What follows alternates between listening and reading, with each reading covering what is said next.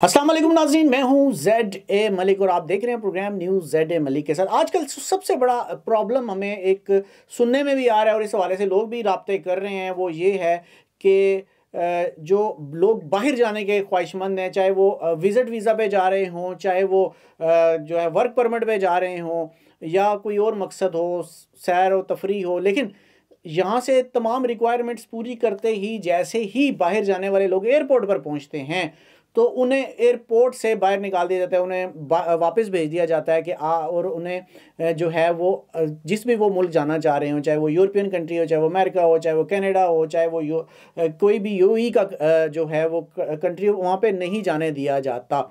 वजह भी नहीं बताई जाती, उन्हें डिपोर्ट कर दिया जाता है। नाज़रीन, इस हवाले से बात करने से पहले जिस चीज़ को सबसे ज़्यादा हमें देखना पड़ेगा वो ये है कि बाहर जाने के लिए जब जो प्रोसेस है वो हमारा बहुत ज़्यादा मुश्किल है, क्योंकि बहुत सारा तरह के जो है वो कागज़ात तैयार करने पड़ते हैं, एम्बेसी में जाना पड़ता है वहाँ से, और इसके अलावा बहुत सारी तस्दीकें करवानी पड़ती हैं, प्रोटेक्टर ऑफिस जाना पड़ता है। ये मराहिल पाकिस्तान में तय करना कोई आसान काम नहीं है, बल्कि बहुत ही ज़्यादा मुश्किल काम है। और जब बंदा इन तमाम मराहिल से गुज़र कर ज़्यादातर लोग पाकिस्तान से बाहर जाने वाले वो लोग हैं जो रोज़गार के सिलसिले में जाना चाह रहे होते हैं। होता तो यह है कि गवर्नमेंट ऑफ पाकिस्तान की तरफ से उनको सपोर्ट किया जाए, क्योंकि वो बाहर जाने के बाद ज़र मुबादला जो है वो पाकिस्तान भेजने का एक बहुत बड़ा सोर्स बनते हैं, और ये पाकिस्तान में जो ज़र मुबादला आता है, पाकिस्तान की मईशत में इसका एक बड़ा अहम किरदार है, ये बात सब जानते हैं। लेकिन जो लोग जा रहे होते हैं उनको जब एयरपोर्ट से वापस भेज दिया जाता है, तो चूँकि बहुत सारे लोग इनमें से ऐसे होते हैं जिन्होंने बड़ी मुश्किल से पैसे इकट्ठे करके इधर उधर से पकड़ धकड़ के इस उम्मीद में कि पाकिस्तान से बाहर जाकर हमारा रोज़गार लग जाएगा, वो जाना चाह रहे होते हैं, लेकिन एयरपोर्ट से उन्हें वापस भेज दिया जाता है, तो बड़ी मुश्किल और कर्ब में वो नज़र आते हैं। इसी वाले से हम आज करेंगे बात। मेरे साथ सीनियर जर्नलिस्ट मौजूद हैं, एम ए खोकर साहब, और मेरे साथ ब्रिगेडियर सादिक राही साहब भी मौजूद हैं। मैं दोनों मेहमानों को खुश आमदीद कहता हूँ स्टूडियो में। सबसे पहले खोकर साहब आपकी तरफ चलूँगा कि ये वाक़यात, आप भी चूँकि जर्नलिस्ट हैं और आपके पास भी बहुत सारे लोग इस तरह का रब्ता करते हैं और वो इस जो मुश्किल और कर्ब से गुजरते हैं, उन्होंने भी आपसे लाजमी बात की होगी, क्या कहते हैं आप इस हवाले से? जी बहुत शुक्रिया जेड मलिक साहब, आपने हमें ऑनलाइन अपने प्रोग्राम में लिया। बात यह है कि बीइंग द जर्नलिस्ट मैं आज से नहीं देख रहा, इससे पहले भी पाकिस्तान से लोग बाहर जाया करते थे और एफआईए उनकी चेकिंग किया करता था। बदकिस्मती से कुछ अरसे से, मैं हमेशा से नहीं कह रहा हूँ, कुछ अरसे से ना तो हमारी पुलिस हमारे बस में रही, ना हमारी एफआईए हमारे बस में रही। अब अफसोस की बात है कि पाकिस्तान के इस वक्त बेरोजगारी के हालात के लोग भूख से मर रहे हैं। न जाने वो किस किस तरह पाई पाई जोड़ के या कर्ज लेकर अपने बीवी के जेवरात बेचकर किस तरीके से वो पैसा जमा करके अपने बच्चों का पेट पालने के लिए और पाकिस्तान में ज़र मुबादला भिजवाने के लिए वो बैरून मुल्क जाते हैं। इतनी टफ पॉलिसी होने के बावजूद वो किसी न किसी तरह वर्क परमिट या कोई और जेन्युइन वीजा हासिल करके जब वो जाते हैं, एयरलाइन का टिकट भी लेते हैं, रिक्वायरमेंट भी पूरी करते हैं जो कवानीन के मुताबिक है, जब वो कराची एयरपोर्ट हो या इस्लामाबाद एयरपोर्ट हो या लाहौर। ये डेली का मामूल बना हुआ है कि एफआईए वाले धन दनाते हुए वहां से पैसे मांगते हैं। इवन के उम्रा करना भी मुश्किल हो गया है। बहुत सारे मुझे बल्कि एक दिन पिछले दिनों एक एडवोकेट हाई कोर्ट, उनका मैं नाम भी बता दूंगा, वो उम्रा पे जा रहे थे तो एफआईए वालों ने इस्लामाबाद एयरपोर्ट पे उनको बैठा लिया। उससे सवाल करते हैं कि आपको किसने भेजा, आप किसके पास जा रहे हैं? तो सवाल बनता है। 2 घंटे बैठने के बाद उसके बाद उस बेचारे ने स्ट्रगल की, दौड़ भाग की, तो फिर उसको एग्जिट मिला, अदरवाइज उसको जाने नहीं देते थे। इसी तरह बेशुमार फैमिलियां हमारी है जो वो इनके हाथों लुट रही हैं। डिपोर्ट करना बनता है जो बंदा जाली डॉक्यूमेंट पे जाता है, जिसके कागजात पूरे नहीं है। हम कब कहते हैं कि उन पर डिपोर्ट ना करें? अब जो बंदे लीगल जेन्युइन जाने वाले हैं वो इनकी मुट्ठी गर्म कर दें तो वो चले जाते हैं, बेशक उनका 2 नंबर वीजा ही क्यों ना हो। जिसके जेन्युइन डॉक्यूमेंट है वो इनकी मुट्ठी गर्म ना करे, उसको ये डिपोर्ट कर देते हैं, उसका सारा प्रोसेस तबाह बर्बाद कर देते हैं, टिकट उसके जाया कर देते हैं। कोई पूछने वाला नहीं है कौन सा वजीर दाखिला है, कौन सा डीजी पासपोर्ट है, कौन से एफआईए के सरबराहान है, जिनको ये नजर नहीं आता कि उनके कारकुनान या उनके हलकार एयरपोर्टों पे क्या कर रहे हैं।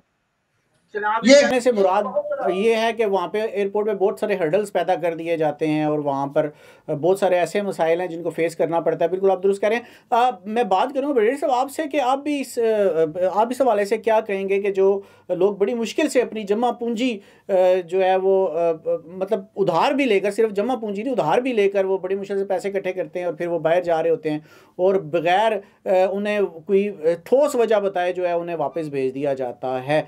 और वहाँ पे जिस तरह खोकर साहब कह रहे हैं कि हालांकि हमारे अभी बड़ा जदीद सिस्टम मौजूद है, नादरा जो है वो ऑनलाइन सारा सिस्टम से अटैच है, फिर प्रोटेक्टर और बहुत सारे ऐसे मराइल हैं जो सारे ऑनलाइन ही होते हैं, तो फिर क्या उन्होंने पहले से चेक नहीं किया जा सकता उनको भेजने से पहले? जी thank you very much Malik sahab. ये एक बहुत ही अफसोसनाक वाक़या जो पिछले चंद दिनों में देखने में आया है। अगर हम एक्स पाकिस्तानियों की बात करें, एक्सपैट्स की बात करें, तो जो हमारे लोग बाहर काम कर रहे हैं वो मुल्क की मईशत में रीढ़ की हड्डी की हैसियत इख्तियार करते हैं। हमने देखा कि इस वक्त पाकिस्तान के जो बाहर में लोग वर्क कर रहे हैं वो 38 बिलियन डॉलर की मद में फॉरेन रेमिटेंस जो है वो पाकिस्तान में भेजते हैं। तो एक कसीर रकम जो है वो पाकिस्तान में भेजी जाती है इन लोगों की तरफ से। ये उतने ही मुहब्बे वतन पाकिस्तानी हैं जितने कि हम यहाँ आम लोग रह रहे हैं। तो ये एक देखा जाए कि एक बहुत मुश्किल, एक तो मुल्क के अंदर हालात जो हैं, वसाइल जो इतने ज़्यादा नहीं हैं, रोज़गार के मौक़े इतने ज़्यादा नहीं हैं, लोग अपनी जमा पूंजी इकट्ठी करके जब वो बाहर जाते हैं तो उनके तमाम कागजात भी मुकम्मल होते हैं। इसके बावजूद वो पिछले चंद दिनों में देखने में आया बहुत सारी सोशल मीडिया के ऊपर जो वीडियोज़ हैं वो वायरल हैं, जहाँ पे देखा जा रहा है आम से सवालात पूछे जा रहे हैं। अभी जो है वो सवालात किस किस किस्म के पूछे जा रहे हैं कि आप किस मकसद के लिए जा रहे हैं। कोई अगर तो वो कोई मतलब है कोई उसके डॉक्यूमेंट्स कंप्लीट नहीं है फिर भी, और तरीक़ेकार एसओपी अगर है उस सिलसिले में। अभी लेट्स सी कि जी एफआईए के काम क्या हैं। एफआईए का काम है जो भी कोई मुल्क से बाहर जाता है तो उसमें ये देखना बहुत ज़रूरी है कि इंसानी स्मगलिंग को रोका। जो एफआईए का मेन काम है कि कहीं ह्यूमन ट्रैफिकिंग तो नहीं हो रही। दूसरे नंबर पे कोई गलत वीज़े के ऊपर, जाली वीज़े के ऊपर तो बाहर नहीं जा रहा। तीसरी बड़ी वजह जो कि एक रिस्पॉन्सिबिलिटी है एफआईए की, वो है मनी लॉन्ड्रिंग को रोकना। और आखिरी वजह है कि कोई मुनज़्ज़म जराइम जो हैं, जो ऑर्गेनाइज क्राइम है, कोई उसमें तो इन्वॉल्व नहीं है। इन सब चीज़ों के लिए एफआईए के पास बाकायदा रिकॉर्ड मौजूद होता है, उसको चेक किया जा सकता है। अभी काफ़ी लोग जो हमारे बाहर के ममालिक में काम करते हैं उनके एक प्रोटेक्टर जो वो ज़रूरी होता है वो लेके जाते हैं, उनके डॉक्यूमेंट्स कंप्लीट होते हैं, उनका वीज़ा कंप्लीट होता है। इसके बावजूद मतलब मकसद आपको वाज़े है। अभी मैं अगर बयान करूंगा तो हो सकता है कुछ लोग उससे नाराज़ हो जाएं कि मुट्ठी गर्म करना, कि मकसद लोगों को तंग करने का यही होता है कि उनको कोई रिश्वत दी जाए, उनको फैसिलिटेट किया जाए। अभी आपने देखा होगा कि मुख्तलिफ तरीके एसओपी, पहली तो बात यह है कि एसओपी ऐसी है ही नहीं। अगर ग्रेड 17 के ऑफिसर से चेक करना ये बहुत ज़रूरी है कि जो भी कोई जाता है तो वो अपनी अटेस्टेशन करवाए ग्रेड 17 ऑफिसर से। इसका कोई नोटिफिकेशन देखने में नहीं आया। अगर नोटिफिकेशन है तो उसको एयरपोर्ट के ऊपर वाज़े अल्फाज में वहाँ पे चस्पा किया जाना चाहिए, लोगों को बताया जाना चाहिए, ठीक है ना जी, कि यहाँ पे ये चीज़ ज़रूरत है। और एसओपी की इम्प्लीमेंटेशन बहुत ज़रूरी है। जो बहुत अगर एसओपी एग्जिस्ट करती है तो उसकी इम्प्लीमेंटेशन मुख्तलिफ एयरपोर्ट से मुख्तलिफ है। मसलन कराची एयरपोर्ट के ऊपर अभी पिछले दिनों में सुनने में आया कि उन्होंने कहा कि जी जो आप जिस प्रोविंस से बिलोंग करते हैं आप वहाँ से ऑन बोर्ड हों, ठीक है, और वो सवालात वो डॉक्यूमेंट्स वगैरह चेक करते हैं। जब इस्लामाबाद एयरपोर्ट पे आते हैं तो वो पर्पज़ पूछ रहे होते हैं कि जी आपका पर्पज़ क्या, आपको किसने बुलाया, कैसे जा रहे हैं। लाहौर एयरपोर्ट के ऊपर सुनने में आया कि वो पैसे वैसे मांग रहे होते हैं। तो ये तमाम मुख्तलिफ एयरपोर्ट्स के ऊपर उनकी इम्प्लीमेंटेशन मुख्तलिफ है, जो कि एक यकसा एसओपी की जो इम्प्लीमेंटेशन है वो यकसा होनी चाहिए और उसको तमाम लोगों को पता होना चाहिए। कहीं दुनिया में अक़वाम आलम में जब भी कोई नई पॉलिसी वज़ा की जाती है तो उसकी तशहीर की जाती है, उसको बाकायदा तौर पर सोशल मीडिया के ऊपर, उसके अलावा उनके जो नेशनल मीडिया है उसके ऊपर बताया जाता है, अखबारात में दिया जाता है कि ये रिक्वायरमेंट है। और फिर अगर इस तरह की कोई चीज़ होती है तो उसके जो है वो कंप्लेंट सेल बनाए जाते हैं। कंप्लेंट में आप जाके कंप्लेंट कर सकते हैं कि इस तरह। देखने में ये है कि लोगों के पास वैलिड वीज़ा होता है, वो इसकी वजह से जब वो ऑफ बोर्ड होता है आदमी, तो ऑफ बोर्ड होने के नुकसान देखें क्या है कि अगर उसके पास वीज़ा है, हो सकता है वो वीज़ा एक्सपायर हो रहा हो, जिस कंपनी ने उसे बुलाया वो कंपनी उसको दोबारा हायर ना करे। फिर उसके पास जो दोबारा कई एयरलाइंस ऐसी हैं जो कि वो उसको एक्सेप्ट नहीं करती, बाद में उनको कंपनसेट भी नहीं करती। तो इसकी उसकी नौकरी चले जाती है। तो एक तो वो जमा पूंजी करके एक मकरूज हो गया, उसके बाद आपने उसको जलील किया। अगर वो किसी ना किसी तरह बाहर चला भी जाता है तो आपका क्या ख्याल है, वो दोबारा जाके मुल्क के लिए पैसा भेजेगा?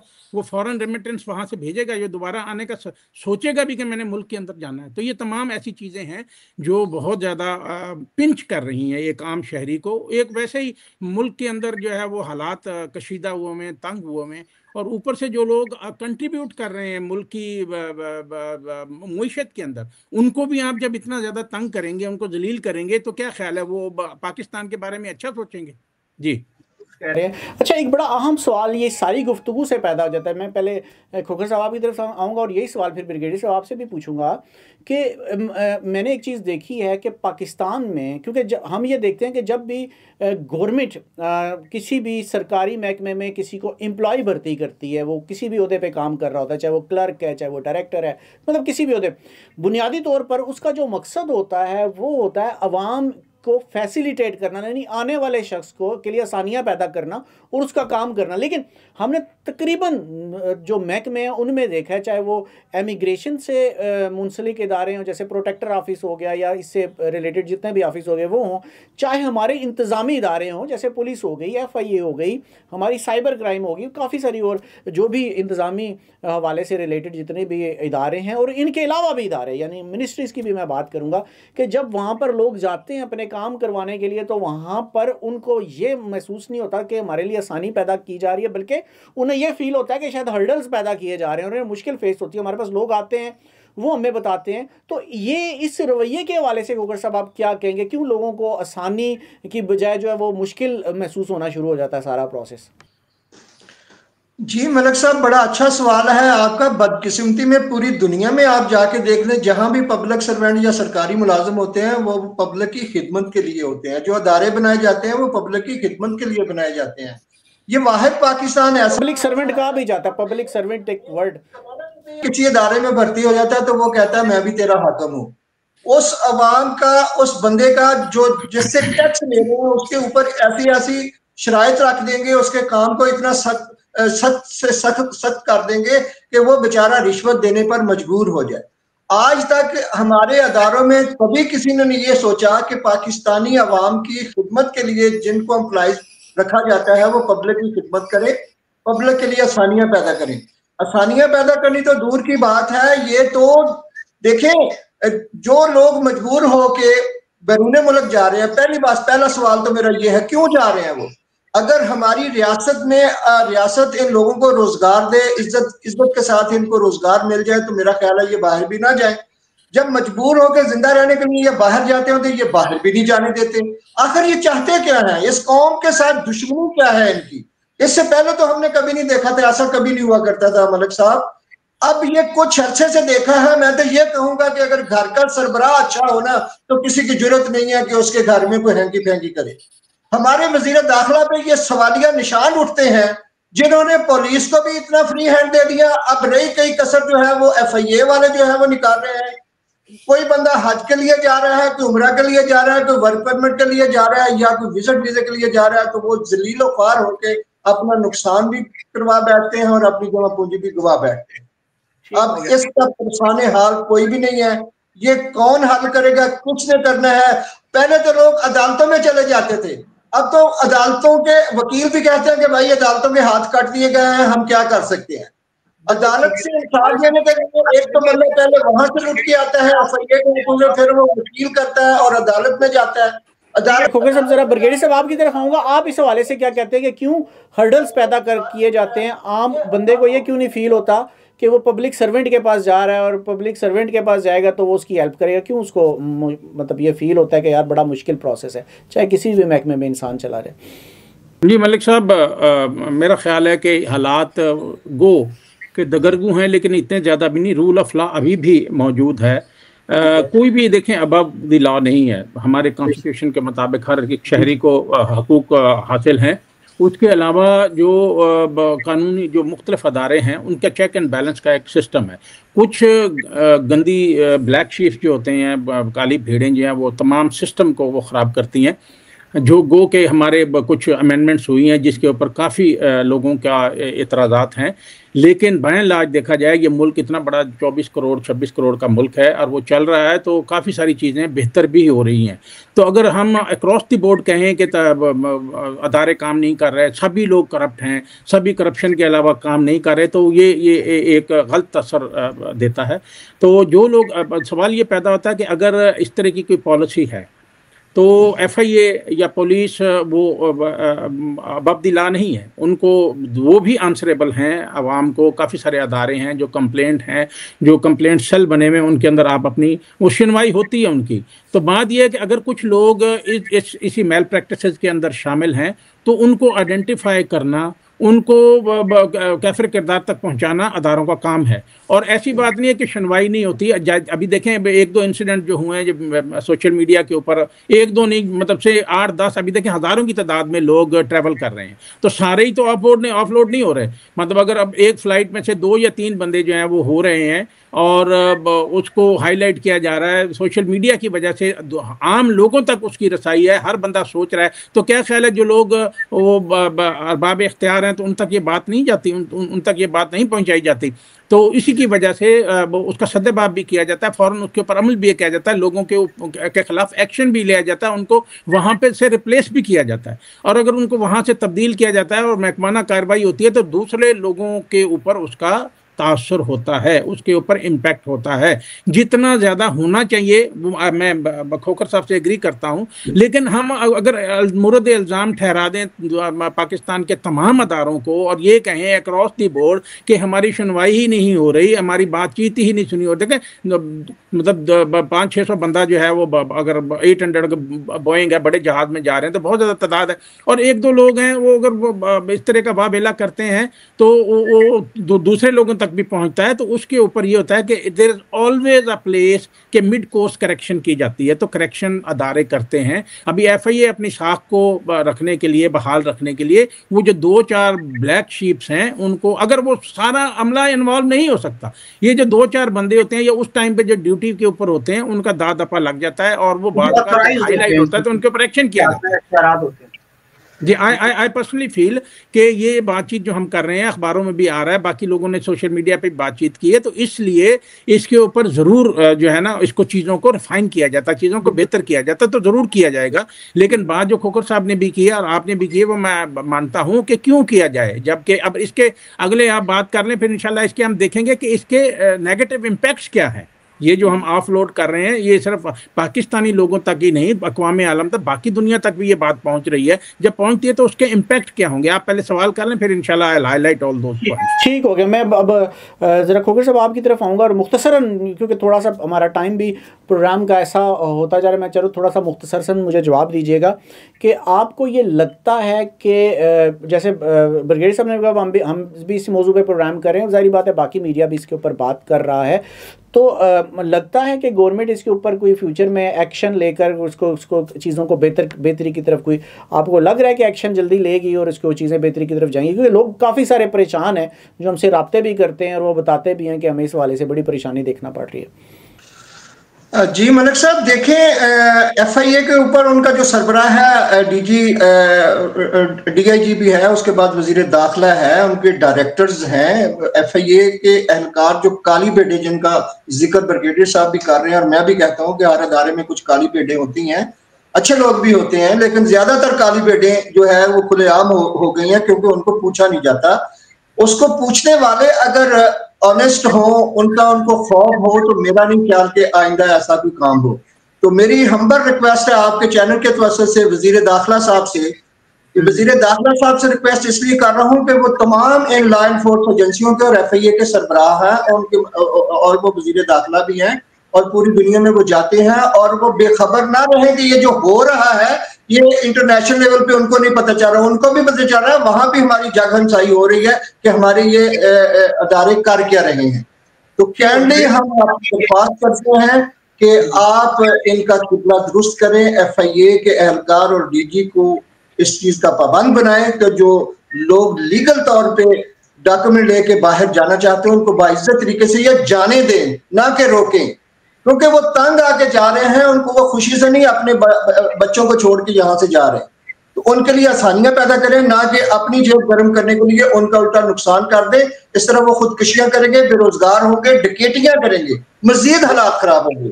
तो बरिया साहब, मैं ज़रा आपकी तरफ आऊँगा, मुझे बताइएगा कि क्या समझते हैं कि इस सारे मामलात को, इदारों की कारकर्दगी और बाकी चीज़ों को देखते हुए बहैसियत कौम आप हमें कहाँ खड़े पाते हैं? क्या देखते हैं कि बहैसियत कौम क्या हम दुरुस्त राह पर गामजन हैं अपनी मैनेजमेंट के हवाले से, अपने इंतज़ामी अमूर के हवाले से? क्या आवाम में मायूसी ज़्यादा तो नहीं दौड़ रही, या क्या इस सारी सूरत हाल को आप कैसे कैलकुलेट करेंगे? Sir thank you very much.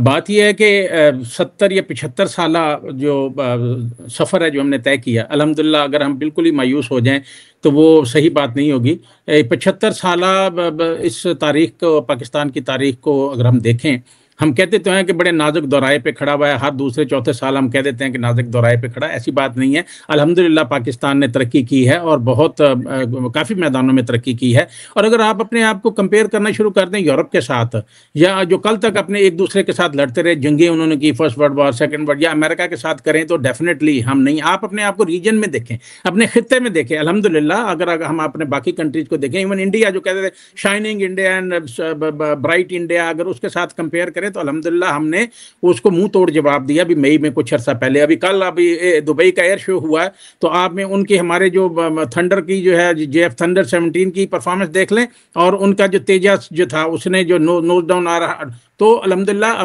गरूर नहीं करना चाहिए। लेकिन अल्हम्दुलिल्लाह हमने ना सिर्फ जो है वो अपने मुआशी लिहाज से हमने अपने आप को स्ट्रॉन्ग किया है, दिफाई लिहाज से भी और बाकी तमाम चीज़ों के हिसाब से भी। मुश्किलात ज़रूर हैं, but there is a silver lining, there is a light at the end of the tunnel. तो हमें मायूस नहीं होना चाहिए। अल्हम्दुलिल्लाह इस टाइम हम बड़े अच्छा प्रोग्रेस कर रहा है, कंट्री बेहतर है। मुश्किलात होती हैं, लेकिन हमारे यहाँ बदकिस्मती से प्रोपेगेंडा बहुत होता है। यानी कि ऐसे बाकी भी जो थर्ड वर्ल्ड कंट्रीज़ हैं वहाँ पे भी इस तरह के मसले मसाइल होते रहते हैं। अगर हम आप बात करेंगे जी, हमारे लोग बहुत ज़्यादा जो है ना, आप अमेरिका में रहते हैं, आपको पता है कि कितने लोग वहाँ पे इलीगल इमिग्रेंट्स हैं। इंडिया से कितने ज़्यादा आते हैं, नेपाल से कितने आते हैं, बांग्लादेश से। अभी उन क्रैकडाउन शुरू हुआ है। अगर हमारे एक आध कश्ती उलट जाती है तो उसको बहुत ज़्यादा वावेला किया जाता है, उसको बहुत ज़्यादा आउट ऑफ प्रोपोर्शन ब्लॉक किया जाता है। अगर इतना इलीगल इमिग्रेंट्स ना जाते होते तो अमेरिका में इतनी पकड़ दकड़ क्यों है इस वक्त? तो बात कहने का मकसद यह है कि अगर हम बिल्कुल ही डिप्रेस हो जाएं, बिल्कुल ही हम कहें कि जी हम बहुत तबाह हैं, हमारे हालात बहुत ख़राब हैं, हमारे इंतजामात ठीक नहीं है, हमारा मुल्क ठीक नहीं है, हम पता नहीं कहाँ जा रहे हैं, कैसे जा रहे हैं, तो ये इस चीज़ को हम नेगेटिव प्रोपेगेंडा बहुत है।